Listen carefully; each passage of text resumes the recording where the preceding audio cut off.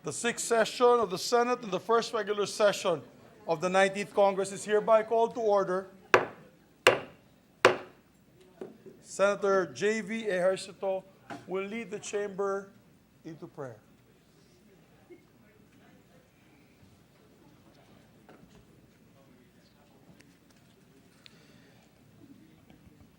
Panginoon sa kaitasan, lumalapit kami sa inyo ngayong araw upang hingin ang inyong banal na pagmamahal, awa at malasakit. Bago kami tumungo sa aming sesyon ngayong araw, naway bigyan ninyo kami ng lakas at tinahon na harapin ang mga mabibigat na hamon na kinakaharap ng aming bansa. Bigyan nyo kami ng kalinawagan, kapasyahan na hanapin ang mga pinakamainam na solusyon sa paghihirap ng sambayanan. Punuin nyo kami ng pasensya at sipag upang hindi kami mapagod at magsawa sa pakikinig sa mga hinaing ng aming mga kababayan.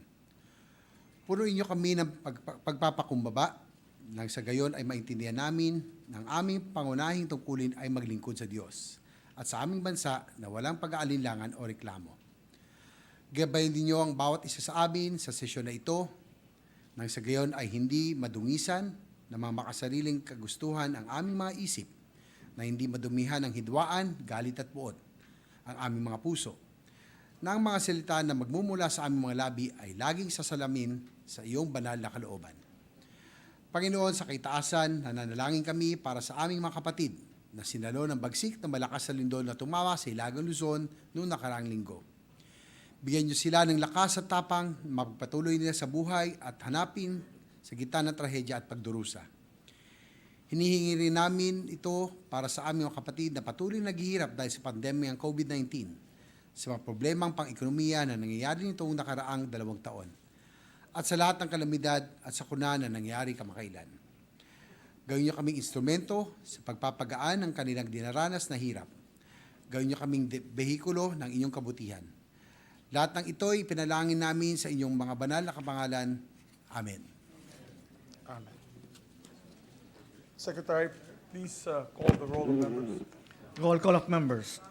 The Honorable Senator Angara, Senator Binay, Senator Cayetano Alan, Senator Cayetano Pia, Senator De La Rosa, Senator Ejercito, Senator Escudero, Senator Estrada, Senator Gatchalian, Senator Go, Senator Ontiveros, Senator Lapid, Senator Legarda, Senator Marcos, Senator Padilla, Senator Pimentel, Senator Poe, Senator Revilla, Senator Tolentino, Senator Tulfo, Senator Villanueva, Senator Villar Cynthia, Senator Villar Mark, the Senate President.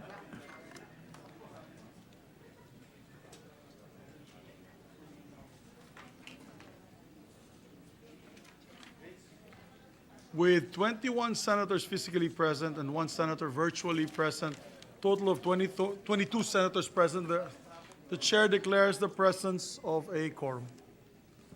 Thank you, Mr. President. Mr. President, at this juncture, I move that we dispense with the reading of the Journal of the 5th Session, Tuesday, August 2, 2022, and consider the same as approved.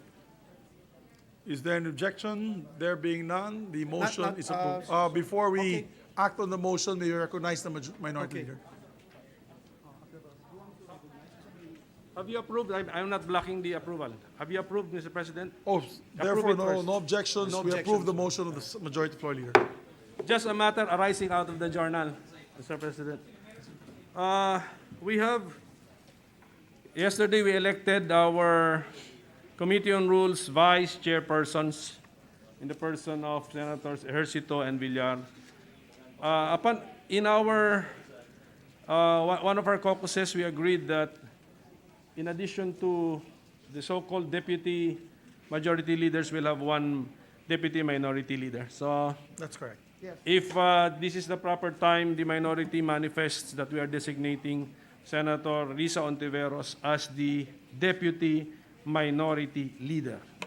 So we will, maybe in the rules as we amend them, we will reflect this, Mr. President. Thank you Yes. very much, Mr. We President. place that on record. Thank you, Mr. President. Thank you to our distinguished minority leader. Mr. President, at this juncture, we are glad to welcome some of our guests from the gallery.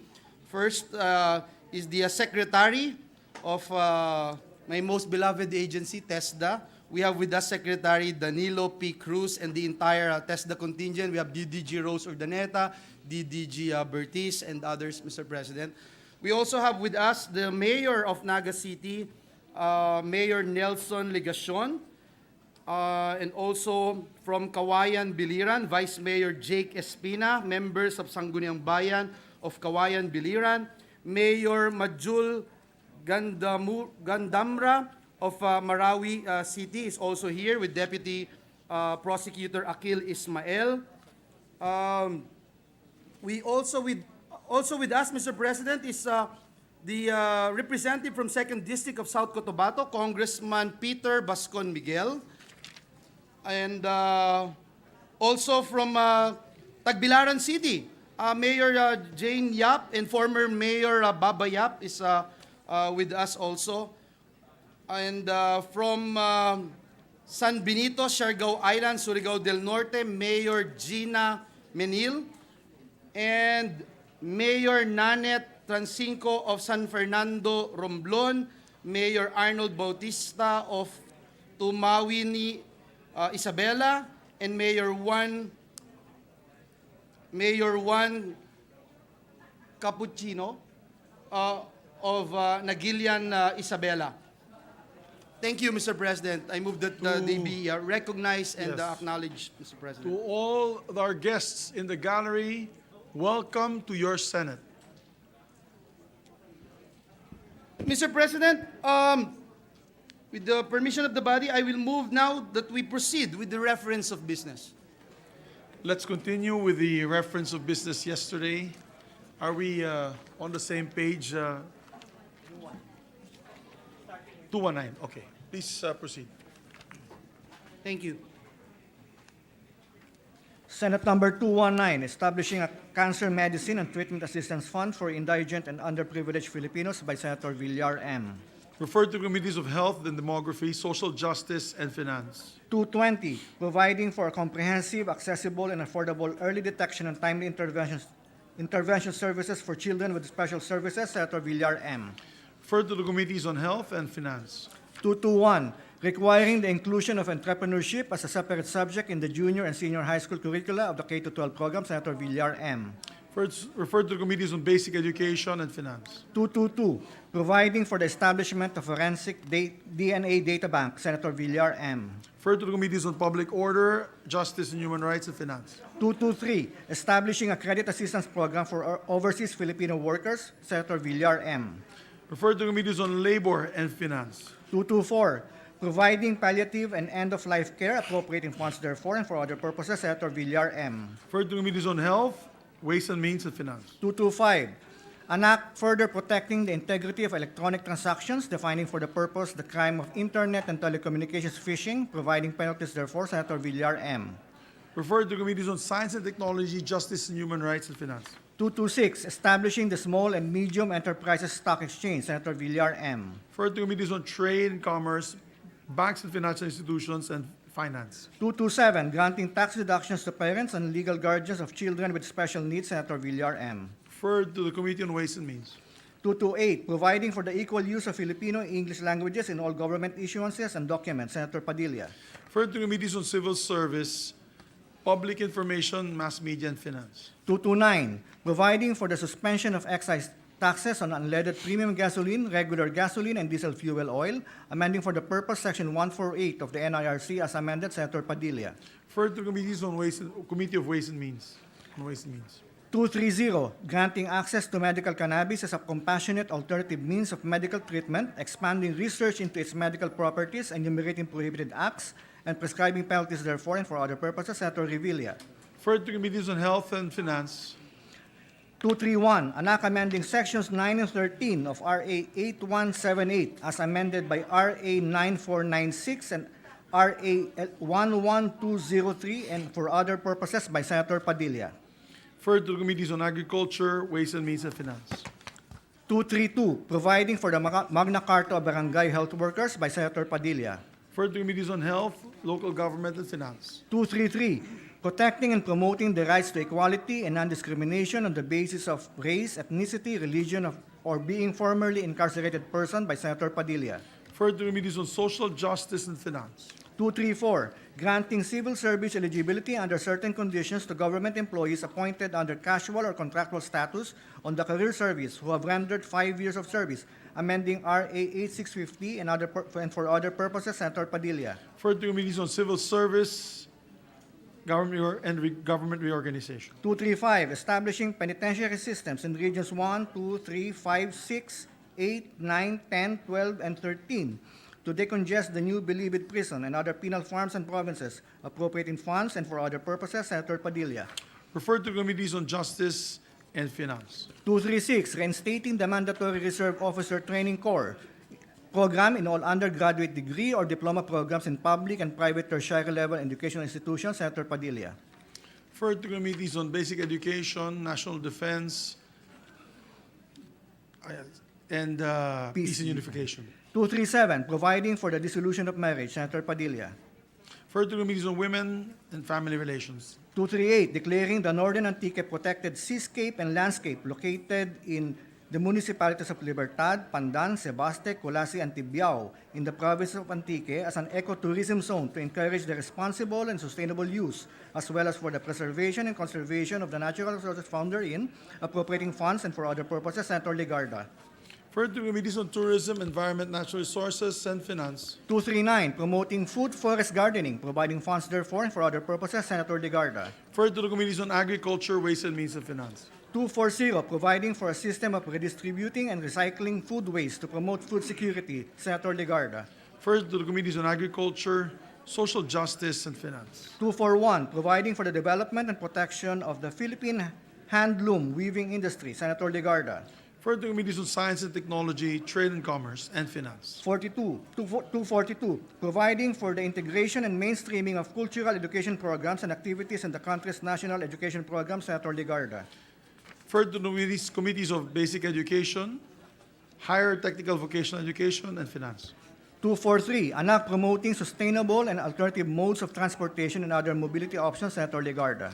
Referred to Committees on Sustainable Development Goals, Futures Thinking, Environment, and Natural Resources. 244, providing for the development and preservation of Philippine culinary heritage by Senator Legarda. Referred to Committees on Basic Education, Arts and Culture, and Finance. 245, prohibiting discrimination on the basis of sexual orientation and gender identity or expression, and providing penalties therefore, Senator Legarda. Referred to Committees on Women and Children.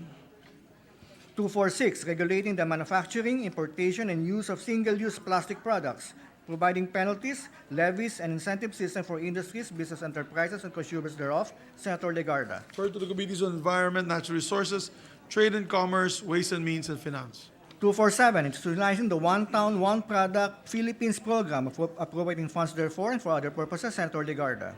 Referred to the Committees on Trade and Commerce, Local Government, and Finance. 248, authorizing the Department of Health to set and approve the bed capacity and service capability of all DOH hospitals, Senator Cayetano P. Referred to the Committees on Health and Demography and Finance. 249, establishing specialty centers attached to existing hospitals and medical centers of the Department of Health, appropriating funds therefore, Senator Cayetano P. Referred to Committees on Health and Demography and Finance. 250, imposing value-added tax on digital transactions in the Philippines, amending for the purpose sections 105, 108, 109, 113, 114, and 236, and adding a new section 105-A of the NIRC Code of 1997 as amended by Senator Cayetano P. Referred to Committees on Ways and Means. There's additional reference to business. Let's proceed. Additional reference of business, bills on first reading. Senate number 251, establishing a priority infrastructure plan for state universities and colleges and appropriating funds therefore by Senators Cayetano P. and Cayetano A.P. Referred to Committees on Higher Technical and Vocational Education, Public Works, and Finance. 252, exempting for a period of 5 years from the importation of medical devices and equipment from customs duty and value-added tax by Senator Cayetano P. Referred to the Committees on Health and Ways and Means. 253, providing for a health master plan towards the institution of reforms in the healthcare system, appropriating funds therefore and for other purposes, Senator Cayetano P. Referred to the Committees on Health, Demography, and Finance. 254, regulating the manufacture, importation, sale, distribution, use, advertisement, promotion, and sponsorship of electronic nicotine delivery systems and electronic non-nicotine delivery systems, heated tobacco products, and other imitation tobacco products by Senator Cayetano P. Referred to the Committees on Health and Demography, Trade and Commerce, and Finance. 255, providing for the development, administration, organization, training, maintenance, and utilization of the Medical Reserve Corps, and for other purposes, Senator Cayetano P. Referred to the Committees on Health and Demography, and Finance. 256, providing for spousal and child support, and for other purposes, Senator Cayetano P. Referred to the Committees on Women and Children, and Finance. 257, providing for the sustainable management of forests and forest lands, and for other purposes, Senator Cayetano P. Referred to the Committees on Environment, Natural Resources, Waste and Means of Finance. 258, institutionalizing the One Tablet, One Student program for all students enrolled in public schools and state universities and colleges, appropriating funds therefore and for other purposes, Senator Revilla Jr. Referred to the Committees on Basic Education and Finance. 259, providing indigent job applicants a 20% discount in the payment of fees and charges for certain certificates and clearances issued by government agencies, Senator Revilla Jr. Before we refer that on the last measure, Senate number 258, to include higher and technical vocational education. So it will be referred to the Committees on Basic Education, Higher Technical Education, and Finance. So please proceed on Senate Bill number 259. 259, providing indigent job applicants a 20% discount in the payment of fees and charges for certain certificates and clearances issued by government agencies by Senator Revilla Jr. Referred to the Committees on Labor and Employment, Social Justice, and Rural Development. 260, institutionalizing the One Town, One Product Philippines program, appropriating funds therefore and for other purposes, Senator Revilla Jr. Referred to the Committees on Trade and Commerce, Local Government, and Finance. 261, further promoting entrepreneurship by strengthening, empowering, and enhancing the financing and other support programs for micro, small, and medium enterprises, amending for the purpose RA 6977 as amended by Senator Revilla Jr. Referred to Committees on Trade and Commerce, Economic Affairs, and Finance. 262, expanding the grant of 20% discount and exemption from the value-added tax to senior citizens to include medicines, supplements, vitamins, herbal products, and formulated milk medically duly prescribed or recommended by physicians, Senator Revilla Jr. Referred to Committees on Social Justice and Waste and Means. 263, ensuring the occupational health, safety, and welfare of business process outsourcing workers and other similarly situated professionals, Senator Revilla Jr. Referred to Committees on Labor and Employment and Human Development. 264, amending certain provisions of RA 10912, otherwise known as the Continuing Professional Development Act of 2016 by Senator Revilla Jr. Referred to Committees on Civil Service, Government Reorganization, and Finance. 265, establishing a credit assistance program for overseas Filipino workers, Senator Revilla Jr. Committees on Labor and Employment and Finance. 266, directing the conversion of Sangley Point in Cavite City into an international logistics hub, Senator Revilla Jr. Referred to Committees on Economic Affairs, Local Government, Ways and Means, and Finance. 267, increasing the salary grade of public school teachers from salary grade 11 to 15 and providing funds therefore, Senator Revilla Jr. Referred to Committees on Civil Service, Government Reorganization, Basic Education, and Finance. 268, providing for comprehensive water resources management and for other purposes, Senator Lapid. Referred to Committees on Public Services, Civil Service, Government Reorganization, Ways and Means, and Finance. 269, institutionalizing the establishment of tertiary care hospitals in all regions and appropriating funds therefore, Senator Lapid. Referred to Committees on Health, Demography, and Finance. 270, standardizing the salaries and benefits of barangay officials, amending Section 393N of RA 7160 by Senator Lapid. Referred to Committee on Local Government. 271, establishing an electronics donation and recycling program all over the country, Senator Lapid. Referred to Committees on Environment, Natural Resources, Trade and Commerce, and Entrepreneurship. 272, instituting a national comprehensive program on autism spectrum disorder and for other purposes, Senator Lapid. Referred to the Committees on Health, Demography, Women and Children, Family Relations, and Finance. 273, requiring the use of plain language in all government-issued public advisories, notices, announcements, and similar documents intended for public dissemination and distribution, Senator Lapid. Referred to Committees on Civil Service, Government Reorg, Public Information and Mass Media. 274, establishing the College Living Expenses Financing Program to support higher studies of Filipino students of good academic standing, mandating the national government to set up a loan guarantee fund on student loans to be provided by the Development Bank of the Philippines, the Land Bank of the Philippines, appropriating funds therefore and for other purposes. Senator Lapid. Referred to committees on higher technical education, banks and financial institutions, and finance. 275, mandating the language accessibility of disaster-related information. Senator Lapid. Referred to committees on public information and mass media. 276, requiring multi-hazards maps and flood hazard maps in every local government unit and for other purposes. Senator Lapid. Referred to committees on environment and natural resources, local government, and finance. 277, institutionalizing sustainability in government-funded sports facilities. Senator Lapid. Referred to committees on sports, public works, and finance. 278, providing for the resettlement, aid, and rehabilitation services for the informal settlers affected by the demolition of houses, dwellings along danger areas, as well as the victims of disasters and calamities, and those affected by government infrastructure projects in urban areas and for other purposes. Senator Estrada. Referred to committees on urban planning and housing and finance. 279, expanding the coverage of the tertiary education subsidy, amending for the purpose RA 10931 by Senator Estrada. Referred to committee on higher technical vocational education and finance. 280, providing for additional benefits and protection to public utility vehicle drivers through the implementation of a comprehensive assistance program. Senator Estrada. Referred to committees on public service, labor and employment, and finance. 281, establishing the Philippine Virology Science and Technology Institute and appropriating funds therefore. Senator Estrada. Referred to committees on science and technology, ways and means, and finance. 282, requiring all public telecommunications entities and internet service providers in the country to increase service coverage and deliver a minimum standard internet connection speed. Senator Estrada. Referred to committees on public services. 283, addressing food security concerns through integrating instructional gardens in primary and secondary school curricula and promoting the use of urban agriculture and for other purposes. Senator Estrada. Referred to committees on agriculture, food and agrarian reform, basic education, ways and means, and finance. 284, providing for a unified system for separation, retirement, and pension of the military and uniformed personnel services of the Republic of the Philippines, creating the Military and Uniformed Personnel Retirement Fund Authority, providing funds therefore and for other purposes. Senator Estrada. Referred to committees on national defense, security and peace, unification, and finance. 285, establishing the National Defense University of the Philippines and for other purposes. Senator Estrada. Referred to committees on national defense, security, peace, and unification, higher technical vocational education, and finance.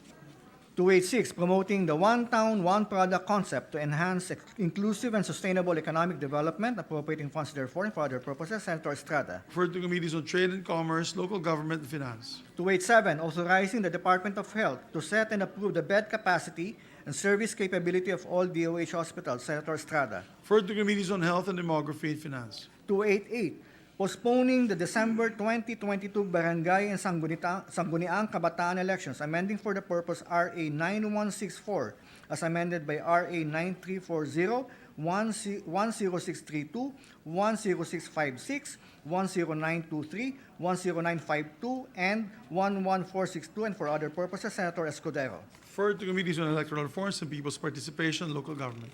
289, strengthening PD 1096, the National Building Code of the Philippines as amended by mandating a comprehensive nationwide inspection of buildings and imposing stiff penalties against building officials who violate the pertinent provisions of the said code. Senator Escudero. Referred to committees on public works and local government. 290, mandating the full disaster relief, aid, or donations received by the Philippine government for natural and human-induced calamities by Senator Escudero. Referred to committees on finance. 291, Philippine Immigration Act, Senator Escudero. Referred to committees on justice, human rights, civil service, and finance. Senate Number 292, amending Section 6 of RA 1379, otherwise known as the Forfeiture Law, to provide a fixed percentage of the value of forfeited properties in corruption cases as additional funding for the Office of the Ombudsman and for other purposes. Senator Escudero. Referred to committee on justice and human rights. 293, amending Section 220, Chapter 2, Title 8 of RA 8424 as amended and for other purposes. Senator Escudero. Referred to committee on ways and means. 294, exempting pledge of personal property covering a loan of money not exceeding 10,000 pesos from the documentary stamp tax, amending for the purpose Section 199 of the NIRC Code of 1997 as amended. Senator Escudero. Referred to Committee on Ways and Means.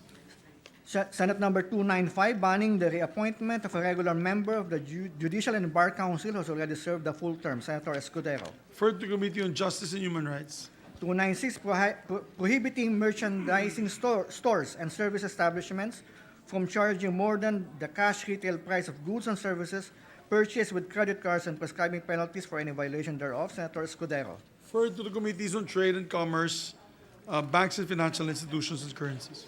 297, providing automatic promotion of government officials and employees upon retirement from government service and for other purposes, Senator Escudero. Referred to Committees on Civil Service, Government Reorganization, and Finance. 298, establishing a framework for a smart Philippines, ensuring accessible and affordable internet for all, appropriating funds therefore and for other purposes, by Senator Cayetano, AP.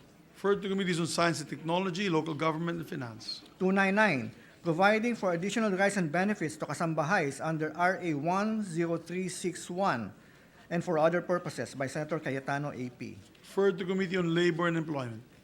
300, an act decentralizing economic development to facilitate further growth in other areas of the Philippines and for other purposes, by Senator Cayetano, AP. Referred to Committees on Economic Affairs, Ways and Means, and Finance. Majority Leader.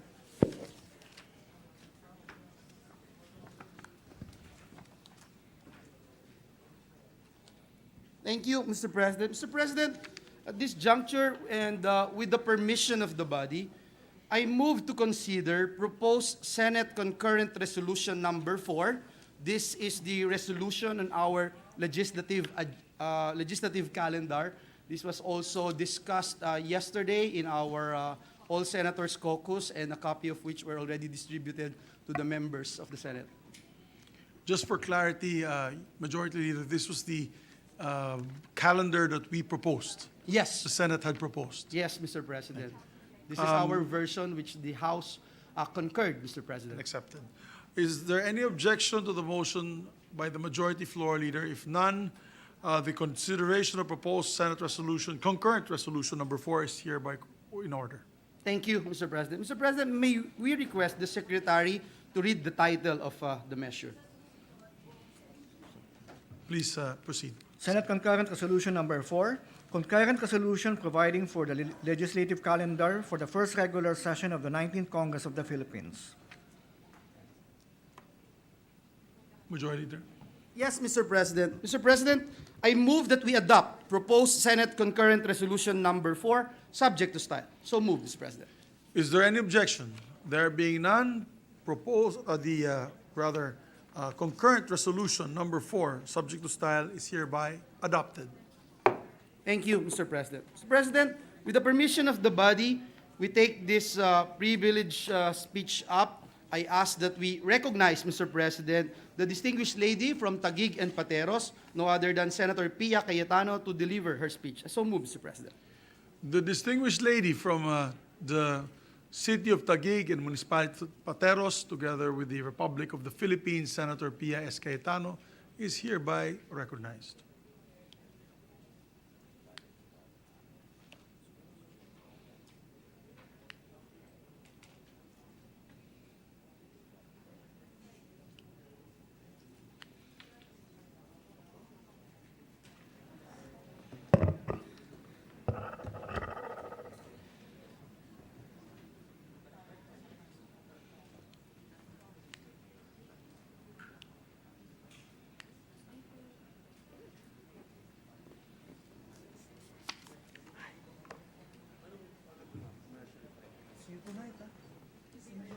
Thank you, Mr. President. Yes, please, you're recognized, Madam. Thank you. I rise on a matter of personal and collective privilege to discuss a pressing sustainability issue.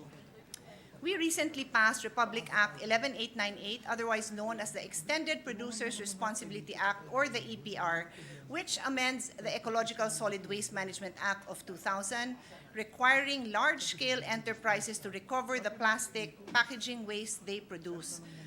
The sponsor of the measure, Senator Villar, is here. I mentioned to her that I would be delivering this speech, and of course, the original sponsor of the law, RA 9003, the Solid Waste Management Act, is no other than our Senate President Pro Tem, I also authored and sponsored a law on requiring that it is taught in school and it is included in the curriculum, the understanding, for the students to understand the importance of the environment, and this be tailored to the particular areas where they live.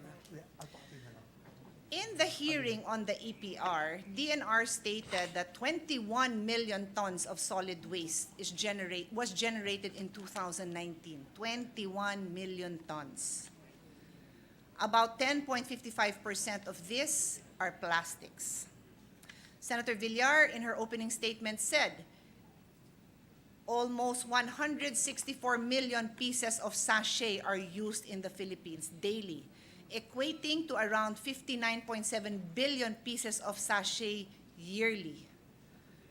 Wow, that's overwhelming. Nung bata ako, and umamin kayo ng edad nyo, wala namang sachet. Pag pumunta ka sa tindahan, ang meron doon garapon. Tapos sa loob ng garapon, nandun yung kailangan mo, di ba? Hingin mo yan isa-isa. Ngayon, uso na si sachet. Senator Villar further stated that the amount of waste in the country has reached 18.05 million tons, with Metro Manila contributing 26% of this waste generation. She further states our wastes are composed of the following: 50% are biodegradable. In a sense, that is good news. We just have to learn how to segregate that better. And 15% are plastics, and 15% are paper, and 20% are miscellaneous. All right, with this data, let's now look inward and ask ourselves, what can we do in our own institutions, in our work home, to address this? Dear colleagues, we don't just suddenly wake up to a sustainable lifestyle.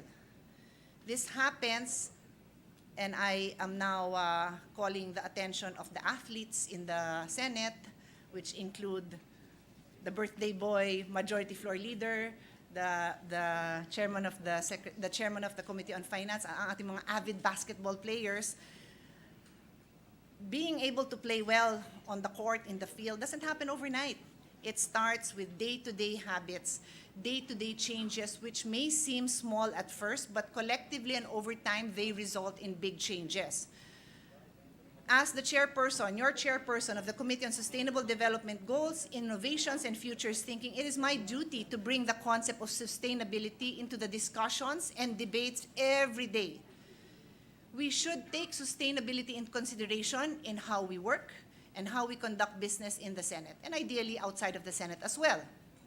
Also, I'd like to introduce the concept of intergenerational fairness, where we put ourselves 20 to 30 years or more into the future. There is a country, I can't remember the name, the country at present, they look at intergenerational fairness 7 generations away. Ako nga, sabi ko nga, kay 20 to 30 years, happy na ako. We look into the future and prepare for a future that the next generation will thank us for. And our work, our laws must reflect this. So what have we done in the Senate? In 2010, upon my initiative and in partnership with a non-governmental office group, Mother Earth Foundation, we created a material recovery facility which was set up in the Senate parking lot. For those who don't know, a material recovery facility takes the place of a dump. In other words, in that facility, sinesegregate. So if you look closely at the photos, and maybe next time I will ask, instead of a collage, separate photos so you can see clearly, segregated are the PET bottles, the cartons, the paper, and other types of trash that come out of our offices, dear colleagues. These come out of our offices, ha? Hindi to galing sa ibang lugar. These come out of our offices noong 2010. I doubt if there's much difference. Umiinom pa rin tayo ng tubig, gumagamit pa rin tayo ng papel, so malamang ganun pa rin yun. But the good news is, after this was created in 2010, and this included a program that allowed us to comply. We had a no waste segregation, no collection policy, which means kung hindi tayo mag-segregate sa kanya-kanyang opisina natin, hindi i-collect ang basura. The result was amazing. It resulted in a 50% reduction in the solid waste generated by the Senate, as reported by the General Service Department 1 month after. The frequency of hauling services was also reduced from once a week to once every 2 weeks. Twice a month na lang naghahakot sa atin. So, nabawasan yung contribution ng basura natin sa Pilipinas. In the 18th Congress, I also held hearings on Sustainable Development Goal number 12 on responsible consumption and production before the pandemic. The idea was to explore solutions on reducing plastic waste and other waste. As I said, the EPR is now a law, and although the focus is on the responsibility of large product producers that use plastic packaging such as sachets, food containers, single-use plastics, including plastic bags, straws, cutlery, and more, as the sponsor of the measure, Senator Villar, said, this does not prevent the medium and small size companies from embarking on the same measure to contribute to a better country, a better planet. So this is where the challenge lies, my dear colleagues. Paano naman tayo? Paano naman ang contribution nun? This is something that we need to think about and is what is the subject of my privileged speech. Especially during the time of COVID, dumami talaga ang single-use plastic, pati yung mga take-out containers and mga COVID-related waste. The medical waste created by COVID should really be subject of another speech. I'll be happy to deliver it unless somebody else would like to do that. During the pandemic, I also raised the issue of these proper disposals with the DNR. So like I said, we can talk about this another time. So one of the first manifestations I made in the 18th Congress, and I'll ask that slide to be shown later, is to return to the better practices that we initiated in 2011. And this includes, among many others, one is going paperless. So, dear colleagues, I will illustrate for you.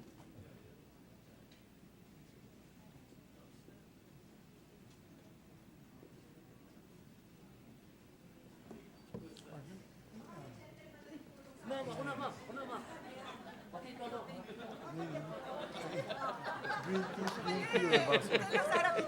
na lang. Dito. We thank the able-bodied gentleman of the Senate for assisting our distinguished I'll colleague. put on the record, Senator Jinggoy, Senator Angara, Senator Villar, And Senator Senator Padilla. Robin Nataranta, natulungan ako, and Senator Robin Hood even offered to carry me as well. Anyway, dear colleagues, example lang to. Order of business, journal. Every day, you will see that on your table. Every day, nandyan yan.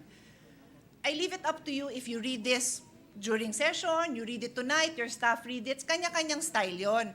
But in the last Congress, I requested na hindi na ako bigyan. I would read it in my iPad to save on paper.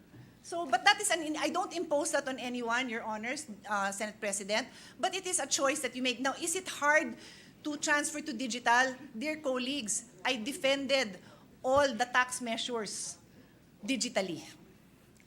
So kung kinaya ko yon, kaya natin yun. It was a challenge, believe me. Medyo, kasi and to think I'm a visual person, I'm literally the type of person that needs different colored Post-its.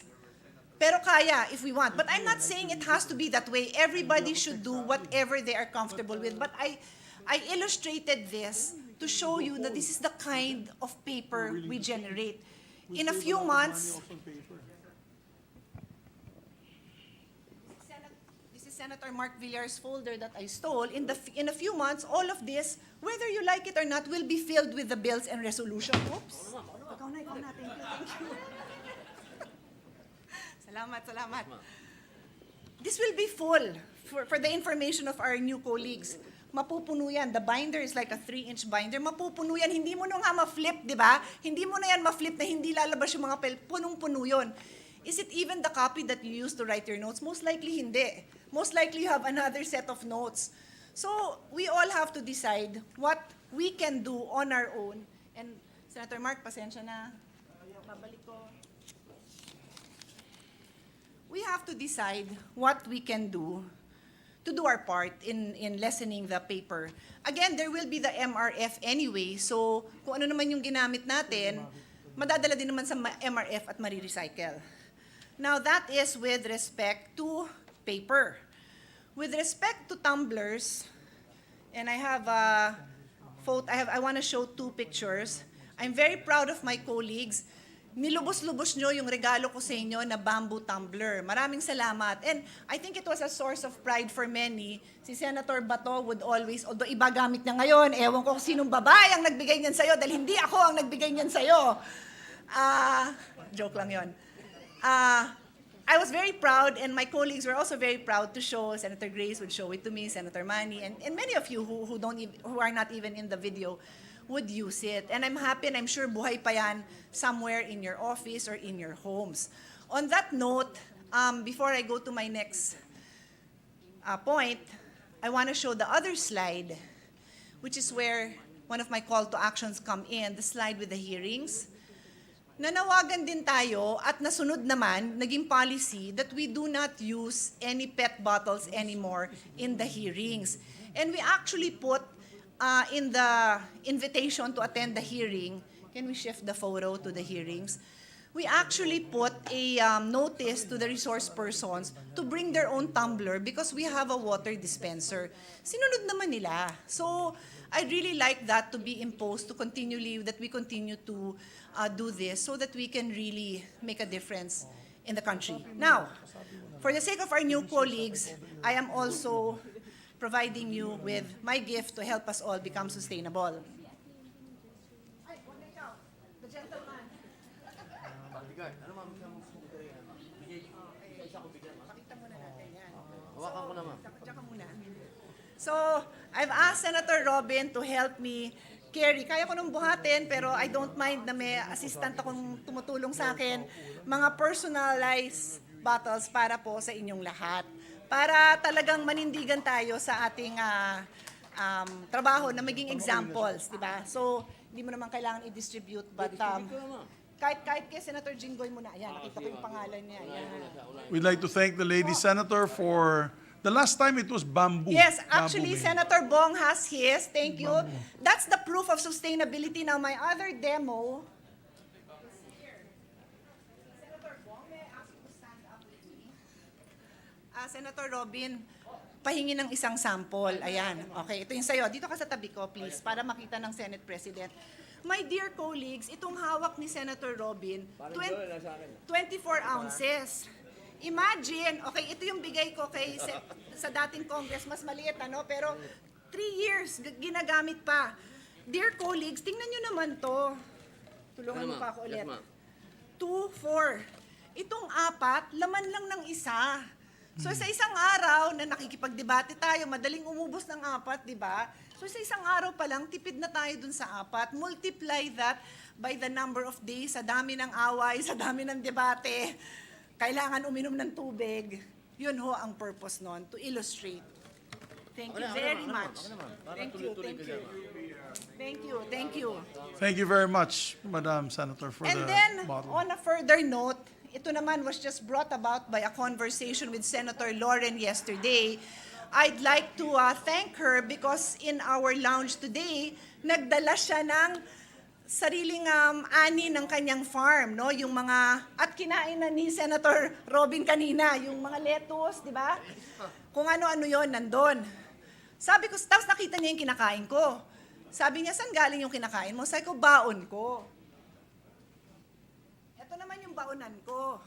So sabi niya, gusto din niya ng baonan. So if you notice, lahat na nagpapa-birthday, kinain ko pa nung gabi yung mga pa-birthday nyo. Kasi binabaon ko yung mga tira-tira natin doon. And of course, we also share that with whoever, no? So I'm just saying na mula nung grade school ako, may baon-baon akong lunchbox, may baon pa rin akong lunchbox. Shopee lang to. Kung sino may gusto, ako nang bahala sa inyo, let me know kung gusto nyo rin magbaon. Especially the bachelors living alone, pero baka naman may nagluluto na para sa ating bachelor. Bahala na kayo doon. Ikaw. Ikaw. So, Mr. President, if I may end with my call to action, let's ban the use of PET bottles in the Senate. Not just encourage, but encourage and request everyone to bring their own jug because if they plan to drink and be hydrated while they are here, then they can do that. What the Senate can do is, and I will happily donate 100, di naman siguro yung ganitong personalized, pero I will have 100 more there in case nakalimutan mo. O di, baso lang naman pala. Baso lang sa sarili mga office natin, di ba? Kung hindi kayo magdadala ng sarili nyong tumbler or jug. Ban also the use of sachets. Medyo maayos naman magpasweldo ang Senate, hindi ho ba? Kanino ko ba i-direct yung tanong ko? To the Senate President or to the Accounts Chair? But I think maayos magpasweldo ang Senate, no? Siguro hindi naman tayo kailangan nagtitipid na nakasachet. We can afford to buy the bigger containers of soap, of dishwashing detergent, whatever, so that we can be more economical in the use of our these kind of products, which tend to come in sachets and are sometimes the go-to. If we can also ban that in the Senate, Your Honors. And then, yung no waste, no segregation pickup. Now again, like I said, sustainability doesn't happen overnight. So for this to happen, kailangan tayo mag-retrain. And we should get experts to help in every office to train us so that we can live that way. Senator Lauren is nodding her head. Baka siya na mismo mag-head trainer. Siya na, nag-o-offer. But anyway, like I said, the Senate has worked with the foundation. Mother Earth was trained us to do that.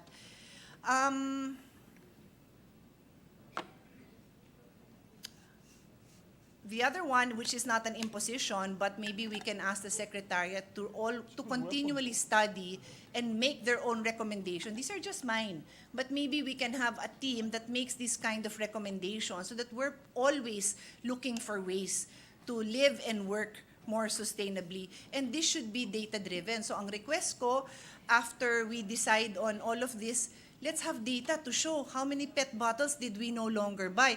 Now, make no mistake, I'm not saying let's not support the companies that provide us with whatever distilled mineral water. They can still provide that by the 5-gallon container. That's all I'm saying. Di naman ko sinasabing mag-DIY tayong lahat. Meron pwedeng i-DIY, meron din naman pwedeng binibili pa rin sa mga recognized suppliers. So that's my point. No? Maybe, I don't really know if we have, I know we have a gender office. Do we have a sustainability office? Maybe we can. Maybe the Senate President can put together. Maybe Senator Lauren, maybe you want to be the one to show it, or ako na? My gift to you. A gift niya sa akin. Okay, so nagregalo siya sa akin ng wooden, bamboo ba to? Bamboo, spoon and fork. So on this note, as soon as my speech ends, magmimerienda na ako. Spoon and fork, and I love it, the straw. Alam ko, umamin kayo, marami sa inyo mahilig sa milk tea. O ayan na, wag na kayong gumamit ng straw, ng plastic straw. Not only is it not biodegradable, but it can actually choke, no? It chokes marine animals, and it also can, the soft plastic can strangle them.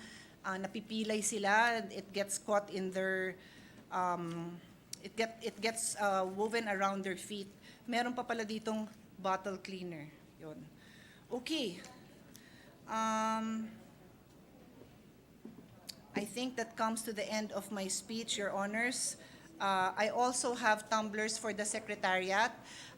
The Deputy... I can see them clapping here. Yes. I can Pero see dun them sa ibang clapping here. staff, pwede kanya-kanya na kayong regalo sa mga staff ninyo. Bibigay ko na lang yung mga pangalan ng iba-ibang supplier. Thank you, Mr. President. Thank you. First of all, I'd like to put on record, I appreciate the efforts of our distinguished colleague.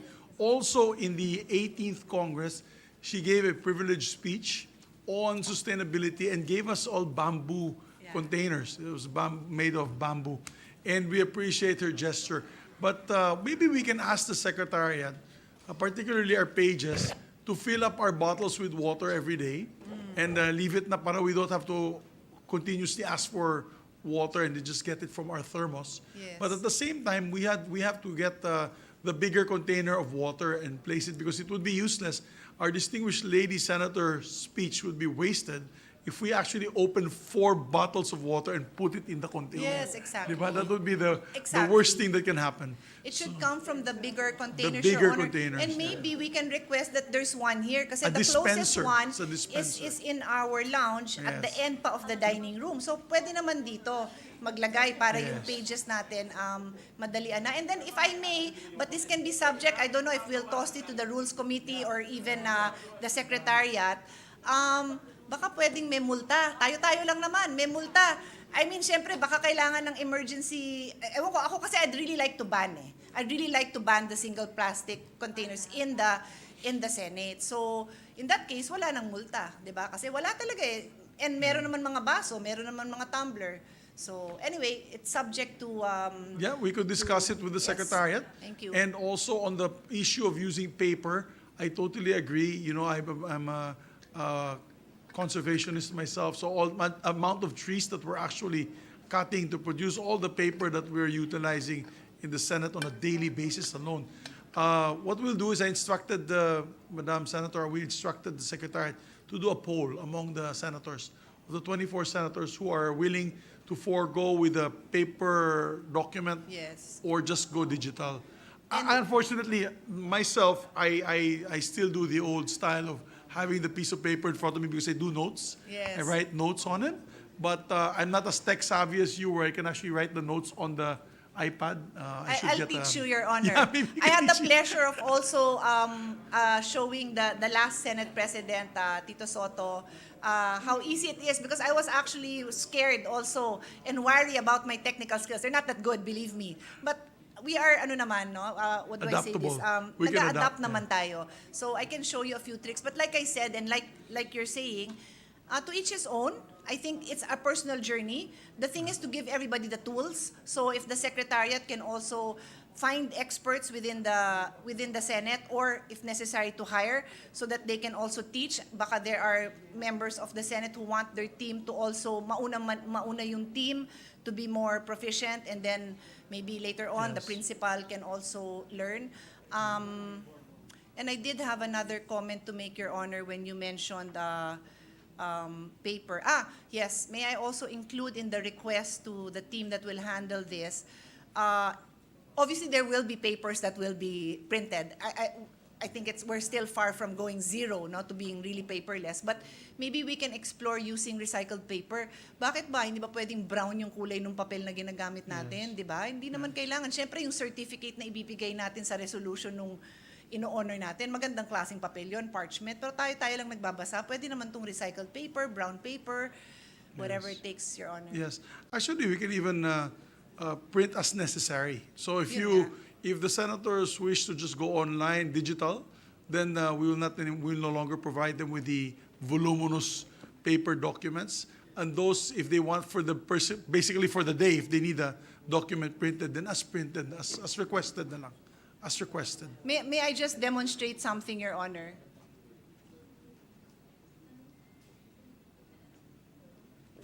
You can make it, Secretary, you can make it sort of like within the premises.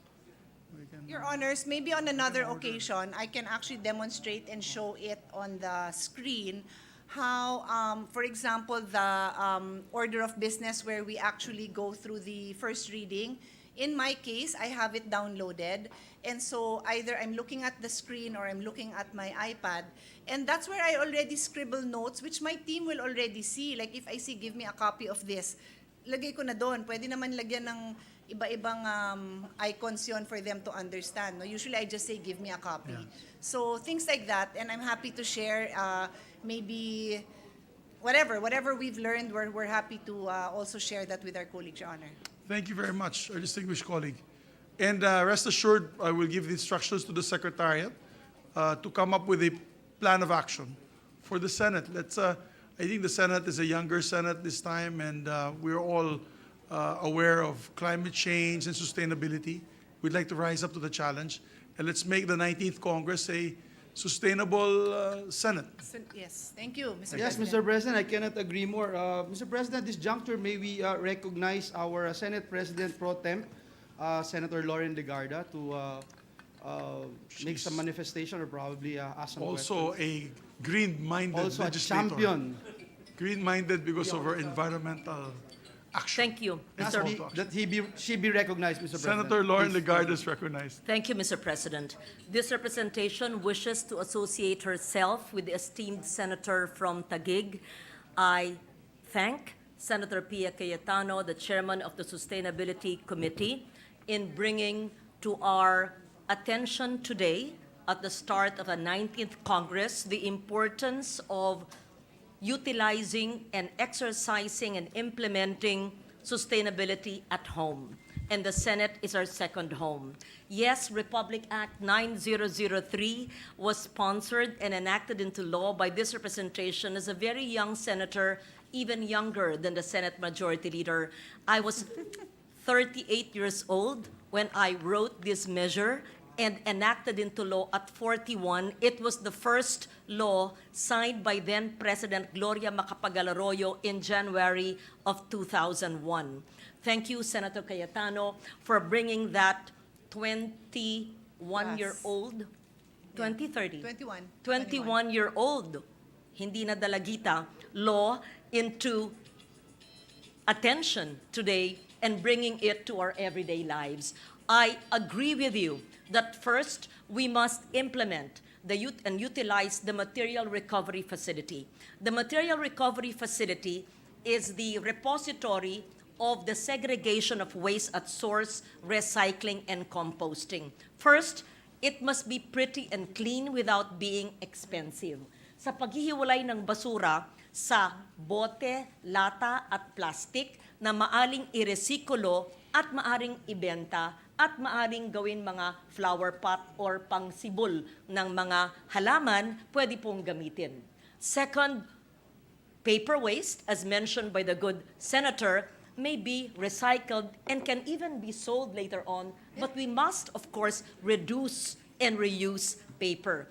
Third, if we have space, I know we do not own this property, but we have, there is an open space where a compost pit must be established so that the food waste from each office, if there is, or from the lounge and from the cafeteria, bote, lata, plastic na kahiwalay sa MRF. But the food waste, Mr. President, must never go into an MRF. Ayon po sa ating batas na RA 9003, bubuksan ko po ang aking baon na aking tinanim ay yung saba. Saging na saba. Ito pong saba, ako po yung nagtatanim nito at pwede ko po yung supplyan ng libre dahil ito po ay mahusay na potassium. Kakainin ko po, napakasarap. Ang balat po nito, hindi ko po kinakain, hindi ko pa natutuklasan ang pakinabang nito. Pero pwede po itong itapon sa compost pit. Alam po to ni Chairman ng Senate Sustainability Committee. And the compost pit will be the repository of all food waste and garden soil and twigs and dry leaves, which can be the best organic fertilizer. Our Chairman of Agriculture knows very well, Senator Villar, the author of our Extended Producers Responsibility, that imported fertilizers are so expensive, but we can make our own. And we have so much food waste. In fact, we should aspire for almost nil food waste. Sana nga, zero waste. But there are waste sometimes, mga balat. Now we can use that in our Senate grounds for an organic compost pit. Whatever is left that cannot be recycled, that's what we call residual waste or latak. And that can be reduced to maybe only 20% of the total waste that we emit, that we use.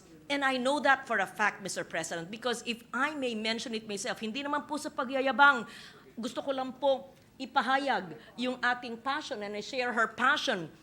I've been living this way for more than a decade, Mr. President. From the time that we wrote the law and passed it 21 years ago, I'm a work in progress and have aspired to live up to the laws that we author. And so I am grateful that this is brought to our attention today, and let this attention reverberate among all of us, all our staff, and even the visitors. And let me mention, Mr. President, in the last term here from 2013 to 2019, in our committee hearings, I'd requested the COMSEC not to serve bottled water. And in fact, as you requested, we had the dispensers. May we request that it not be a choice of the senator, but it be made a standard practice? That's my call to action, Your Yes, Honor, that yes.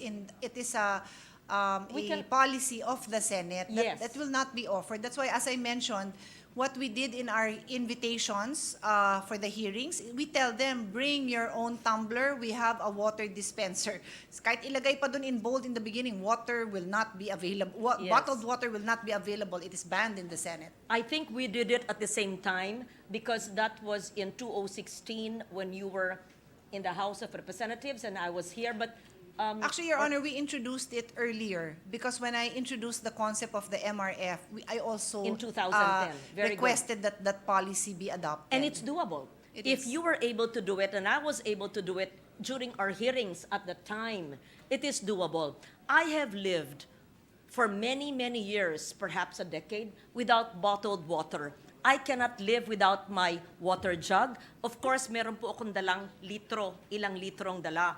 At hindi po ako bumibili. Imagine 1 bottled water per person. Number 1, the cost. Second, where will it go? If you have to drink 8 bottles a day or 8 glasses a day, imagine 8 bottled water a day. Ang tipid po natin pag hindi tayo nagba-bottled water. But we have the big dispenser. So if we make do with water bottles or bottled water, malaking tulong na po sa atin. Pangalawa po, if we really go zero waste in every office, meaning recycled paper back and forth, but reduce the use of paper. And if all the food waste are not put in the same trash bin as bote, lata, plastic, then we are fully compliant with RA 9003. Mr. President, in early 2000, the open dumps were already outlawed. I hope that the Senate has no open dump in our sides or the back. I hope our homes and where we live don't have open dump sites. In fact, there was a time when the ombudsman had an environmental ombudsman and would actually bring to court or file cases against erring local government units who did not comply with RA 9003.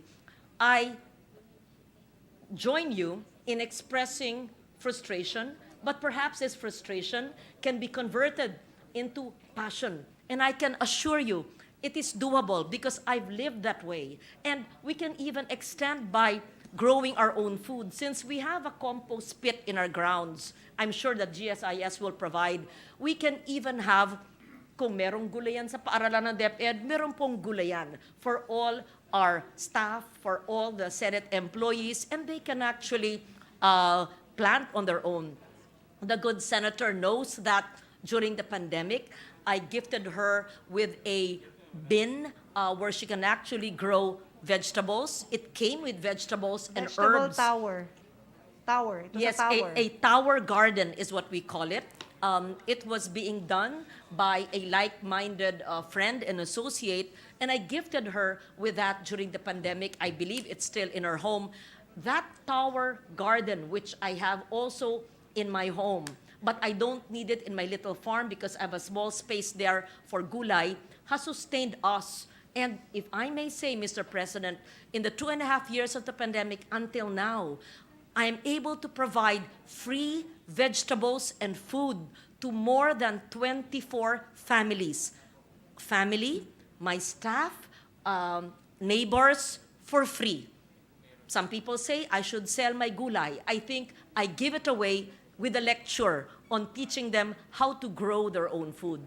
Malaking tipid po, hindi na po ako namamalengke o nag-grocery para sa aking gulay, pati sa ibang prutas. At ang mga balat po ang siyang ginagawang compost. Pangalawa po, if I may add, with the permission of the good course. lady senator, let's also save our seeds because when we eat fruits with seeds, we can actually keep them, dry them, at sisibol po yan. At pag sibol, ay pwede natin ilagay sa mga pinutol nating plastic bottles, kung meron man tayong plastic, at dun itatanim, and we can give away those seedlings for free to whoever wishes to plant it. These are everyday, doable measures, Mr. President, on sustainability. In fact, I will share with you a soft copy in your emails, sustainability measures that we can do every day, as well as climate adaptation measures on a bigger scale in our respective barangays and in our local communities. But if I may be allowed to summarize what the good lady senator had proposed to the leadership of the Senate. First, that we strictly implement RA 9003 and segregate waste at source, recycle, and compost, starting with our own offices. Second, that we may not totally dispense with paper, but we at least use it back and forth and decide which advisories and materials can be digital or virtual. And third, that we dispense with the use of bottled water and instead have appropriately stationed water dispensers stations. for hot and cold for everyone. And fourth, that we, of course, change our lights. Everything's LED, because I would like to add that Senator Gatchalian had authored already a measure that we had sponsored, a measure that we had authored, and that is the energy efficiency measure just in 2019. So from 1998 to 2022, we can put all of these laws together and operationalize them into 1 to 10, 1 to 20 ang pang-araw-araw na kayang gawin ng simpleng tao sa kanyang bahay, sa kanyang opisina, para ang ating batas ang siyang pakinabangan. So I will help, Your Honor, in making the Senate, our second home, a sustainable Senate. It would be so embarrassing that we chair our committees and deliver grand speeches and we do not implement this in our own homes and our own offices. And believe me, we will be healthier, we will know that it costs less, and we will feel better because we are compliant with the laws that we espouse. Thank you for this opportunity to give my intervention with Your Honor, and I commend her for bringing it to our attention today. Thank you, Mr. President. It is much appreciated, Senator, to our Senate President Pro Tem. Mr. President, Senator Angara wants to be recognized. We'd like to, would you like ladies first? I could see Senator Villar in the back waving her hand, but yes, if it's okay It's with very Senator short, Villar, Mr. you can be President. right after. It's very short. I was so Senator inspired by Angara. the speech of Senator Pia that I want to follow her lead, and I want to ask the President to ask the Secretariat that I no longer wish to have printed material on my table. And if I can ask Senator Lord if I can have her banana here Yeah. and eat it. I thought bawal kumain sa I thought you were going to plenary, ask di ba, her Demo, for- Mr. demo, for President? demo purposes. I thought you were going to ask also for a tablet from Senator Lagaya. Namimigay ng tablet yan. But tumatanggap po kami ng tablet sa leadership ng Senado, Mr. President. But having said that, I wish to thank the distinguished lady from Taguig for walking the talk. Thank you, Mr. President. Thank you very much. Thank you, much. Senator Angara. Thank you. Yes, Senator Mr. Villar. President, Yes. Senator Villar, a distinguished colleague from Las Piñas, is recognized. Thank you very much. I wish to inform the body, and you might not be aware of this, but we have a functional rotary composting facility within the compound of the Senate, which I donated in the last quarter of 2017. It processes the food waste and garden waste of the Senate. In turn, the organic fertilizer produced are being given to the plantitos and plantitas among the Senate employees. I gather that the Senate composting facility has produced more than tons of organic fertilizer since its inception until 2021, second quarter of 2021. It have been more if not for the COVID pandemic. Medyo pumara kami nung COVID pandemic. The Senate also give its soft plastic waste regularly to the Villar Sipag Waste Recycling Factory in Las Piñas that produces school chairs, which are then distributed to public schools and farm schools nationwide. This initiative is my way of raising awareness that we should not throw away plastic carelessly, as we could recycle them into something worthwhile. Thank you very much. Yes, we laud also the efforts of Senator Villar on the plastic chairs. It's being distributed to many schools, elementary schools and public schools around the country. I think the color red. It's a particular colored school chair. Mr. Yes. President, may I just make a quick response? Yes, Yeah, I Madam also Senator. would like to thank the senator from Las Piñas, no, on the report that she gave to us. And clearly, it's really a collective effort on the part of all the members. I'm really happy to hear all of this. If I may just quickly also flash one more photo on the screen. Okay, I am trying to remember what year this was. This is definitely more than 10 years ago. And it may not be that clear kasi nga collage. So next time, wag ng collage because it's so small. But that's me with my brother Lino, who was then barangay captain. Since then, he's been congressman and mayor. So it's quite some time ago. But this is the material recovery of Barangay the Fort in Taguig, our new home, Mr. President, our soon-to-be new home. So I show this to our colleagues who are not that familiar because as Senator Lauren pointed out, kailangan malinis, kailangan walang mga ipis, daga, or whatever. And maybe next time, Senator Lauren, you can share with me your organic tips on how to get rid of ipis. Ano mo na pag-usapan natin? Langgam, ipis. She knows it all, Your Honors. But anyway, tingnan nyo naman kung gaano kalinis to, no? Because that's the whole point, no? Hindi siya mukhang basurahan. And interestingly, what we were able to do here is yung scavengers dyan sa Barangay the Fort Taguig were then hired as government employees to manage the MRF. So, pero I must say it was not an easy task because we had to, in the same way that I mentioned that every office in the Senate has to agree to be a part and to be educated on segregation, we had to educate every household in the barangay. So, but my brother, then Barangay Captain Lino Cayetano, was able to see that happen. So there, I just shared that, Your Honor. Thank you. Thank you. Mr. President, just to make a short manifestation, I would like to congratulate our distinguished colleague from Taguig Patero, Senator Pia Cayetano. And Mr. President, this representation is very supportive of Senator Pia's call to action on using sustainability materials in Senate activities.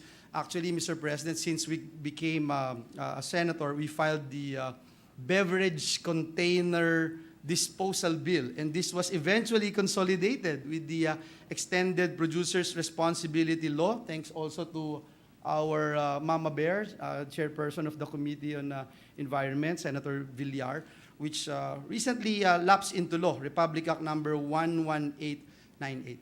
Mr. President, at this juncture, may we recognize the distinguished gentleman from Bicol, Senator Robin Hood Padilla.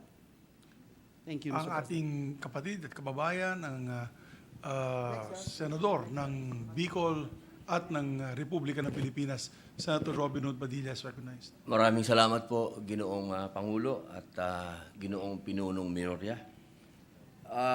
Gusto ko lamang pong sundan ang napakagandang talumpati ng ating magandang binibini mula sa Taguig, ang ating mahal na senadora. Mahal na Pangulo, nais ko lamang pong sundan ang sinasabi sapagkat meron pong, ako po ay nagpunta sa West Philippine Sea at doon ay nakita ko po sa kalawakan ng karagatan ay meron po talaga mga basura sa paligid. At yun po ay nakalulungkot sapagkat napakalawak na po nito, napakalayo na po nito. At makikita mo sa kalagitnaan ng karagatan ay napakaraming basura. At isa na po doon ang plastic. At hindi naman po lingid sa ating kaalaman na ito po ay nakakasama sa mga hayop sa karagatan, sa mga pagong, sa mga isda. Katunayan, sa salitang English nga po, entanglement, ingestion, starvation. Yan po yung pumapasok. Nakakain nila yan . Ngayon, pati po sa usapin ng public health, alam naman po natin na meron din po itong economic impact, damage sa ating fisheries, shipping, at turismo. Ang tawag nga po ay ocean plastic pollution dahil sa mismanaged plastic waste. Ang dahilan ng plastic litter o pagkakalat natin, hindi natin pinapansin na recycling o sunugin nga po ito na sinasabi, ano? Hindi natin isinaalang-alang ang plastic products ay may chemical additives. At ito po ay nagkakaroon ng serious health problems tulad ng hormone-related cancers, infertility, at neurodevelopment disorders like ADHD at autism. Kaya napakahalaga po itong mungkahi na to at talumpati ng ating magandang senadora. At sana po ay aksyonan at atin po itong yakapin. Maraming salamat po, Ginoong Pangulo. Maraming salamat din po sa inyong mensahe. Thank you. May I just give a quick response? I would like to thank the gentleman from Bicol. Yung mga binanggit niya, tama ho yun. Talagang there is such a thing as marine pollution. Ito talaga yung effect, no, nung hindi natin yung parang irresponsible disposal ng ating waste materials. And katulad nga nung sinabi niya, liban dun sa nakakasira ito ng environment, meron din itong public health component. Ikaliligaya ko na makasama ang ating senador na taga Bicol na siguro mag-file ng isang resolution para mahingi natin sa DENR ang datos nila para makita natin kung sino yung talagang mga kababayan din natin na pinaka-affected. Kasi wala naman din naman hong panggagalingan yun, kundi yung sarili din natin. Ano? Pero minsan kasi, just like climate change, and of course our expert is Senator Lauren over there, sadly the Philippines is the recipient of the negative effects of not handling our climate change issues. When the world doesn't deal with climate change, the Philippines is one of the most affected. So I think maganda din malaman yun na baka mamaya, and I share this from experience, in my first 3 years in the Senate, I was chairman of the Committee on Environment and Natural Resources. So pinuntahan namin yung Bulacan River. Pwede po natin ulitin yon. Pinuntahan namin yung Bulacan River at doon namin nalaman sa lawak o our native of Bulacan, ang lawak nung ilog na yon, pag downstream, sila yung pinaka-apektado. So minsan, yung mga nangyayaring activities and minsan kasama ito sa mga industries kasi nalaman ko sa Bulacan na meron silang tanning, meron din silang jewelry making, ano pa ba yung activities? 5 activities yun. Meron din silang pyrotechnics. Lahat yon may effect sa environment. Tapos, apektado ang isda and then pinaka-apektado yung parte ng ilog na downstream dahil yung activities ng mga nandun sa upstream affected.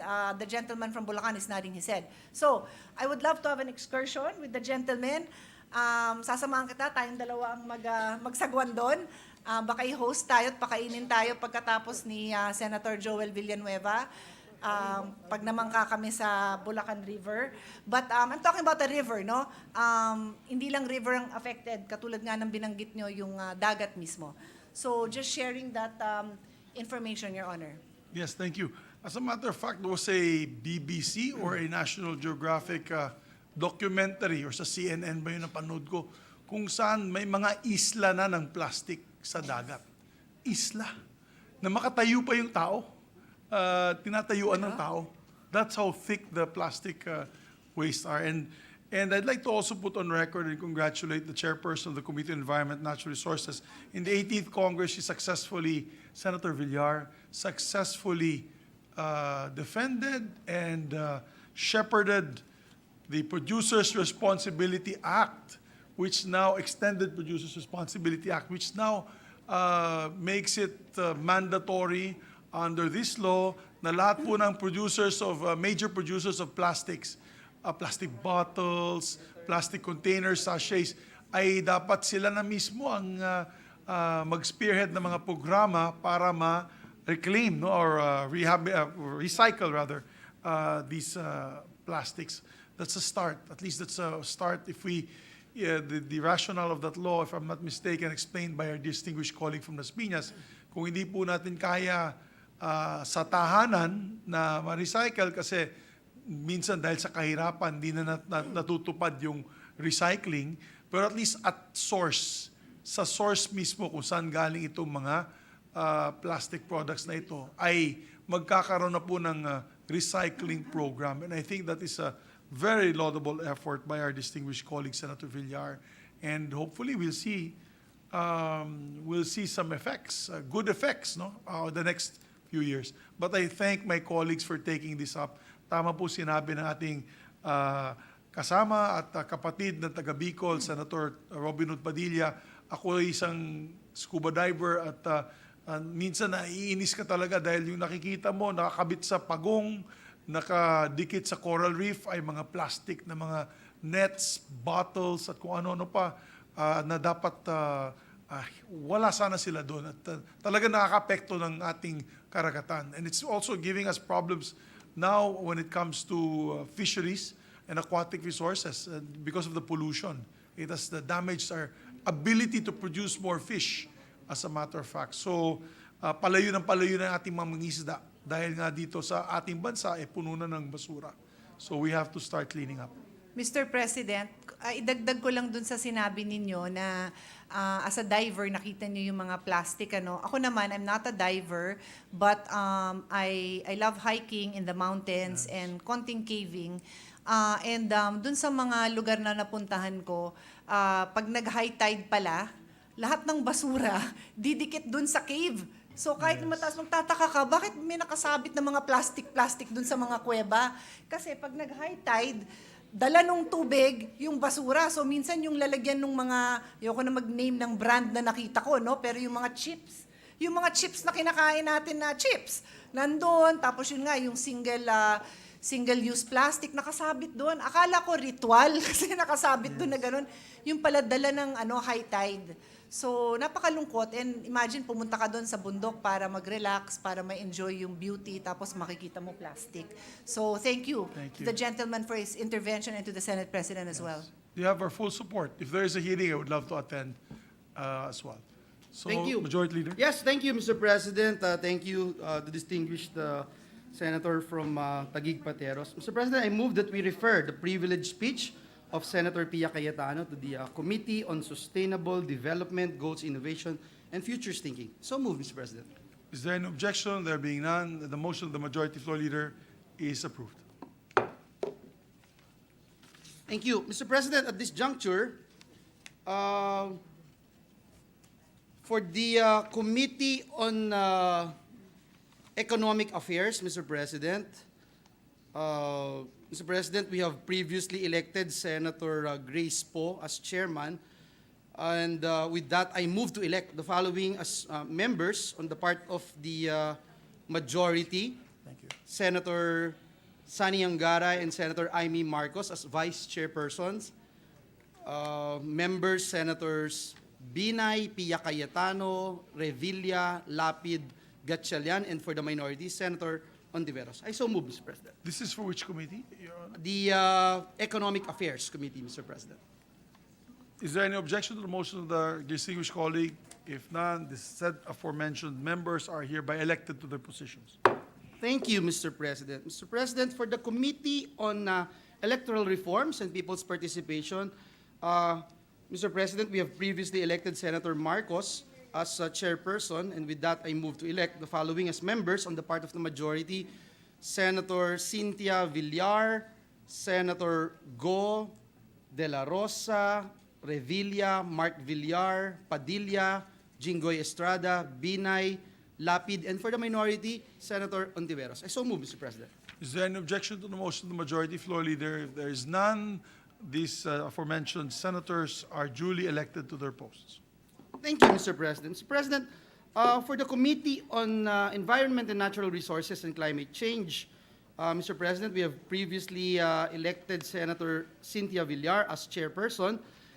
With that, I move to elect the following as members on the part of the majority: Senator Pia Cayetano as vice chairperson.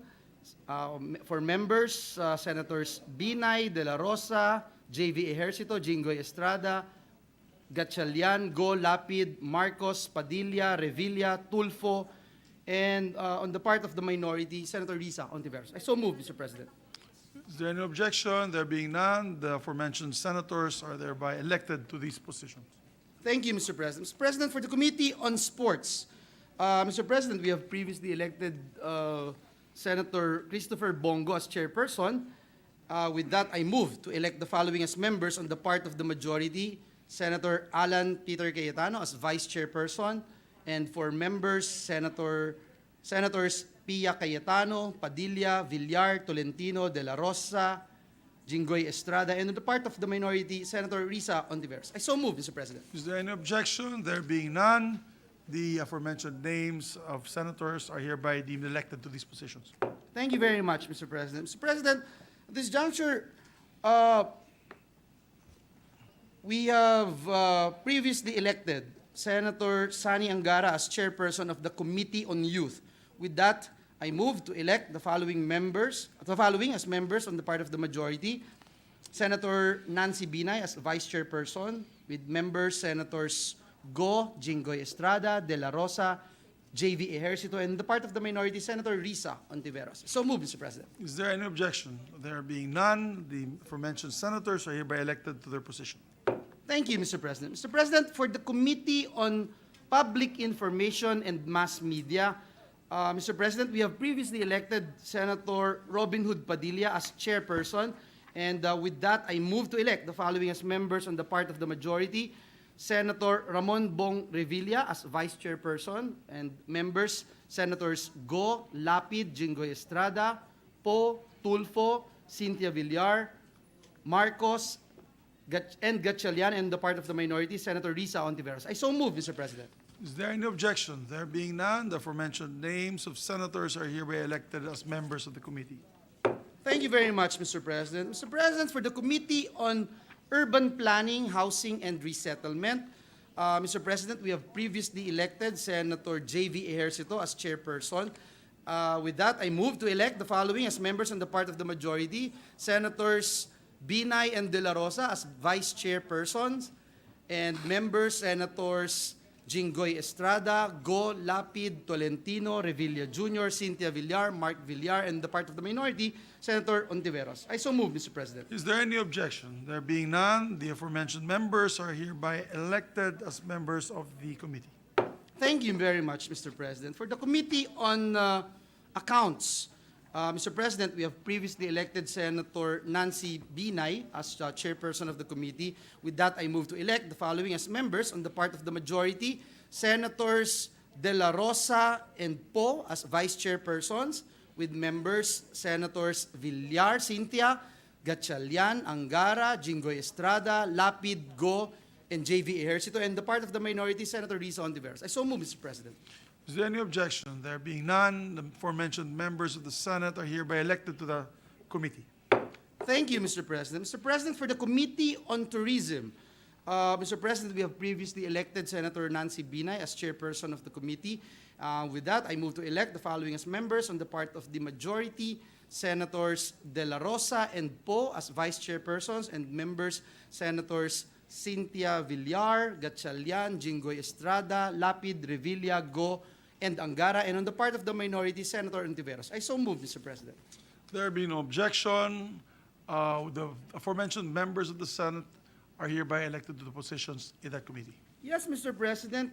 On the part of the Committee on National Defense and Security, Peace, Unification, and Reconciliation, just like to move for additional members of the committee, Senators Pia Cayetano and Senator Lito Lapid. I so move, Mr. President. Is there any objection? There being none, the aforementioned members are hereby elected to those positions in the committee. Thank you very much, Mr. President. Mr. President, for the Committee on Cooperatives, Mr. President, we have previously elected Senator Amy Marcos as chairperson. And with that, I move to elect the following as members on the part of the majority: Senator Robin Hood Padilla as vice chairperson, and members Senators Cynthia Villar, Go, De La Rosa, Tolentino, Mark Villar, and Revilla, and on the part of the minority, Senator Risa Ontiveros. I so move, Mr. President. Is there any objection? There being none, the aforementioned members of the Senate are hereby elected as members of the Committee on Cooperatives. Thank you, Mr. President. May I move for one Senate minute suspension, Mr. President? Session is suspended for 1 Senate minute. Thank you.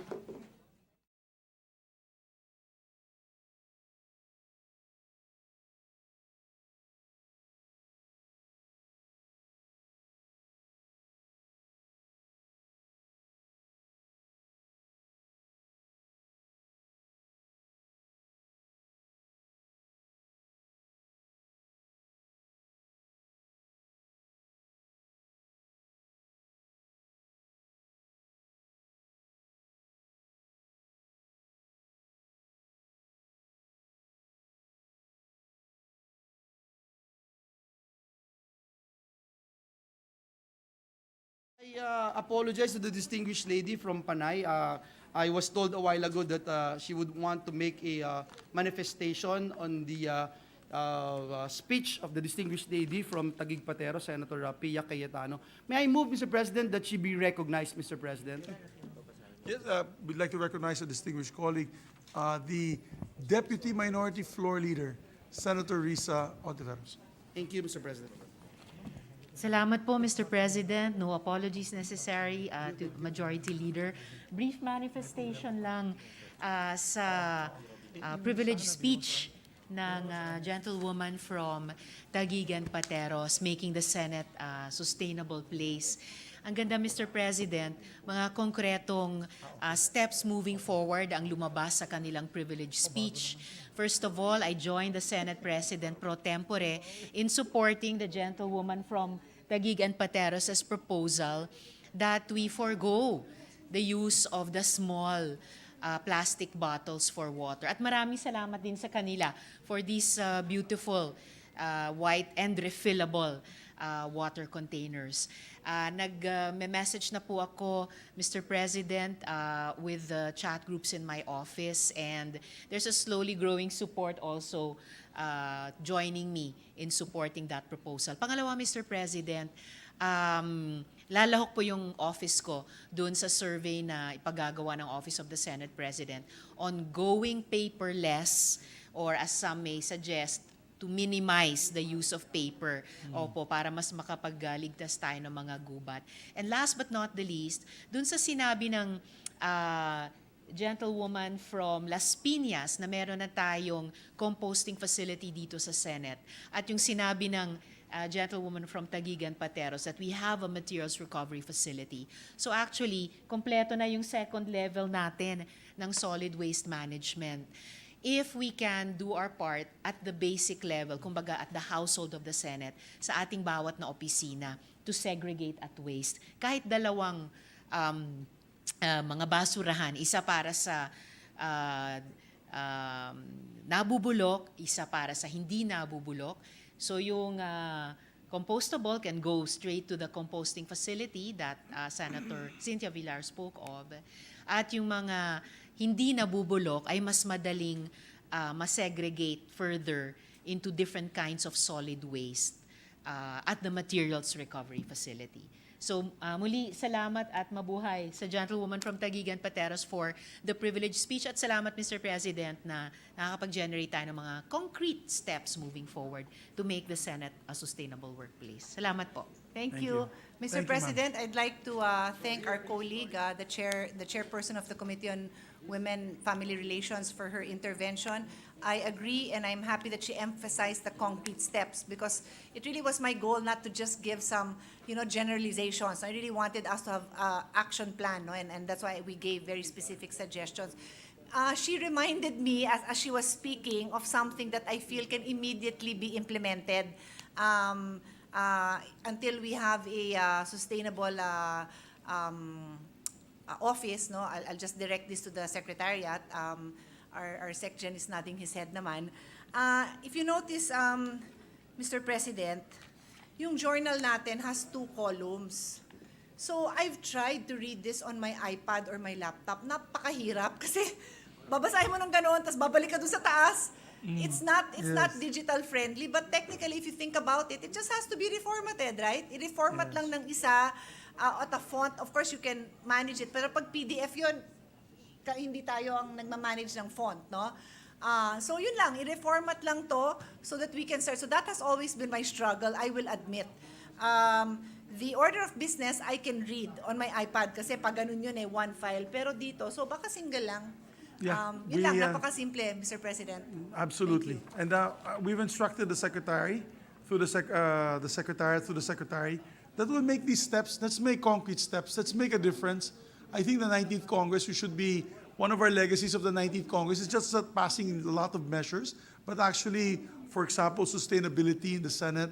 And we thank you for that. We're going to come up with an action plan, maybe present it to our colleagues in one caucus. Leading by example, Mr. President. I think Yes. we would all be proud of that. On that note, I'm so excited kasi I've often tried to do it. I will admit that I don't fail in many things, but we all have failures in our life. I have yet to successfully commute to the office. Napakahirap. Napakahirap, di ba? I mean, that is the challenge of our staff. So many have to take four rides. I mean, can you imagine? That kind of, that's why we welcome the 4-day week, di ba? Tulong din yan sa staff natin, etc. But I mentioned this because I'm so excited about our new home in BGC. No, if plans push through, there will be Subway, I think, subways subway. there, and sana madream come true tayo. Our minority floor leader lives in BGC. Baka mag-walk to work na lang siya, and that alone would be, it's also a health benefit. And so many good things will come out of it. Not to abandon Pasay, but syempre BGC, Taguig is as a newer city, right? And the reality is it's easier to make these changes sometimes in new cities, di ba? Pati yung water system, bago, kuryente, nasa ilalim, yung mga things like that, Mr. President. And the good lady senator from Taguig and Pateros knows a lot of parliamentarians from Europe who actually commute to work. Yes, Take exactly. bicycles, they walk, they take public transport. So maybe that is a dream of ours one day. We can do that. Once the subway system is set up in our new home in BGC. Yes. I remember, Mr. President, one last anecdote. It was campaign period 2010, and you know how during the campaign we're rushing from one interview to the next, one event to the next. That was the time that I was able to avail of the LRT and MRT. Pero sadly, I would have to have a car waiting at some point because if I tried to connect, at that time wala pang Grab, no? Wala rin. Pero to traverse the main streets like EDSA, nakatulong yon. But to go further than that, it remains to be a problem. So, for example, dun sa use of bicycles natin, pag wala namang bike rack, paano naman? And then, I remember there was a time na bawal naman ang bike daw sa ating mga subway. So, paano naman sila? But then, pinayagan, sabi, sa dulo lang, sa last cart lang. Maybe we should get updates on how that is because we have bills on sustainable transpo, on bike lanes, and again, we want to make it doable for everybody, Mr. President. Actually, we were together in the last Congress, Madam Senator, during our push for EDSA overpassing EDSA for Mr. bikes President, if and I'm not walking. mistaken, was that 16th Congress pa? Wait, ha? It wasn't the 18th. I wasn't in the Senate in the 17th. Was it one of It was your the first 18th. speech in the 18th? 18th Congress, that's right. Sana, Mr. Or President, 17th? 18th Congress. We were together. may we ask the Senate President to indulge us and deliver that speech again because it was Yes. very inspiring to all. And Thank since, you. as His Honor knows, the 18th Congress did pass the safe pathways, which includes bike lanes and slow streets. But if His Honor remembered, we tried to, we successfully inserted it in the budget. We put the fund in the budget for our distinguished Yes. colleagues for the information for distinguished colleagues. We actually put a fund, Yes. but it was I don't know, na LRF ba yun? Or? for later release. FLR. Yeah, FLR. FLR. Yeah. But maybe His Honor would indulge my request or I'll deliver it for you if His Honor needs to do Yes. something else. Give me the data, I will deliver it for you, or I will Let's support. push for it again in this Congress. Yes, Let's no, but push I for it wanted together. His Honor, the Senate President, to deliver the speech again. Yes, ma'am. I will indulge the gentle lady senator from Taguig. I can prepare the documents. Actually, it's the same. Yes, it's the We'll same. have the same. We can have the same speech, but a different timeline. Yes. And we'll appeal again to our colleagues, particularly the members of the Committee on Finance, to hopefully reallocate the funds back to that program, wherein we were going to come up with an what you call this? It's an elevated. It is an elevated walkway and bikeway in EDSA. Yes, yes. And Mr. EDSA. President, let me push my luck. If His Honor can deliver this at his earliest convenience, the Safe Pathways Bill, which we passed last Congress, is referred to the committee that I chair. So is the Sustainable Transportation Bill. So if His Honor can deliver that speech when he is free, then that can also be referred if with the consent of the body, and I can hear them all together because that overpass on EDSA, I think, would be Yes. like the light at the end of this very dark tunnel of the EDSA misery that we go through, Mr. Yes. President. I absolutely agree. Okay, I thank guarantee you. the lady senator I'll deliver it next week. Thank you, Mr. Thank you very President. much. So, Majority Leader? Yes, thank you, Mr. President. We were just talking here on the sidelines about the measure that we passed, especially the Bayanihan, if I'm not mistaken, when we also put in some funds for the bike lanes and for the, what do you call that, the bike racks, di ba, Mr. President? So we're also interested to know about it. So in due time, at the proper time, we would also like to know more about it and how we could be of help in any way. Thank you, Mr. President. Thank you. I just have another information, and I was like to pleasantly announce this, is that we had a discussion with Secretary Mina Pangandaman of the DBM.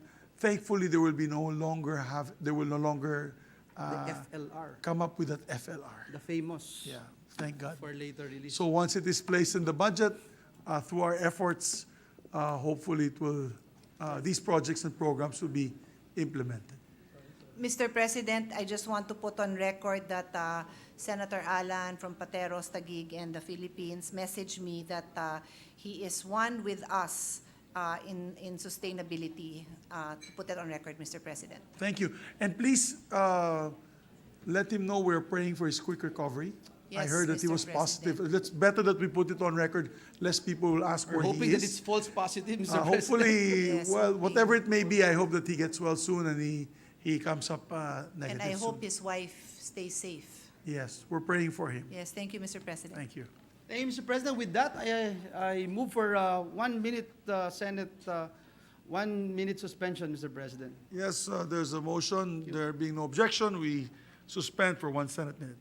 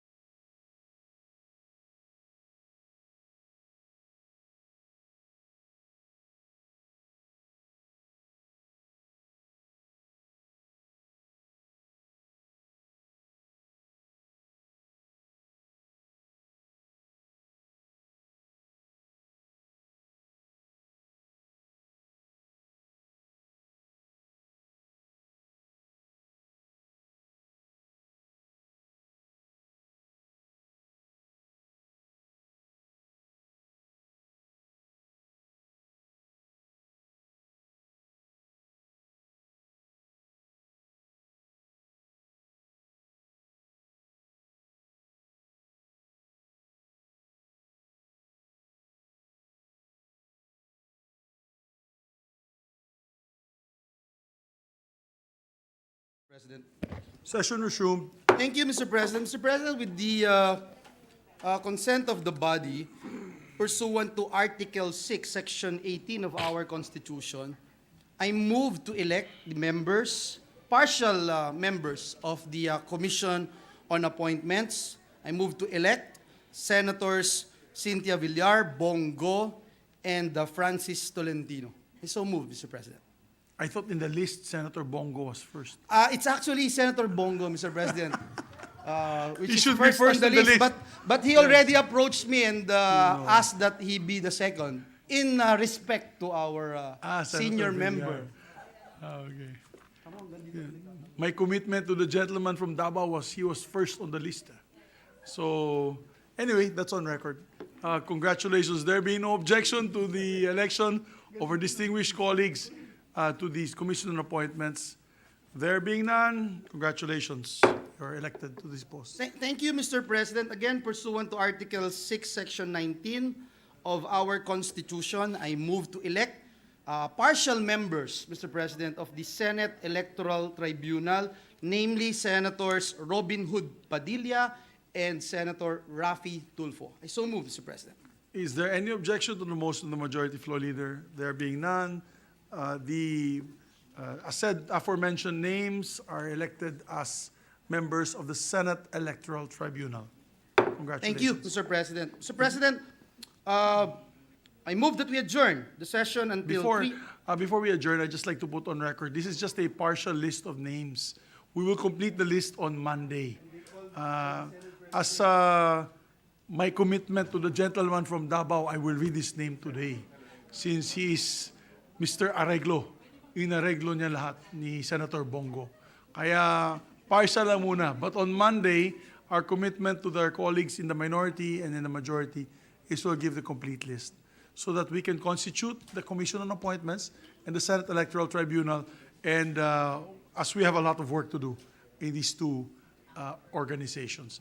So, maraming salamat. Yes, Majority Leader, what's Yes, the Mr. President, motion? we have elected committee chairs and members of almost 85% of standing Yes, committees. yes. Mr. President, I move that we adjourn the session until 3 o'clock in the afternoon of Monday, August 8, 2022. So move, Mr. President. No objection from Senator Estrada? No objection? There being no objection, Mr. President, Mr. Majority Leader, and dear distinguished colleagues, the session is hereby adjourned until 3 o'clock in the afternoon, Monday, August 8, 2022. Have a pleasant evening, everyone.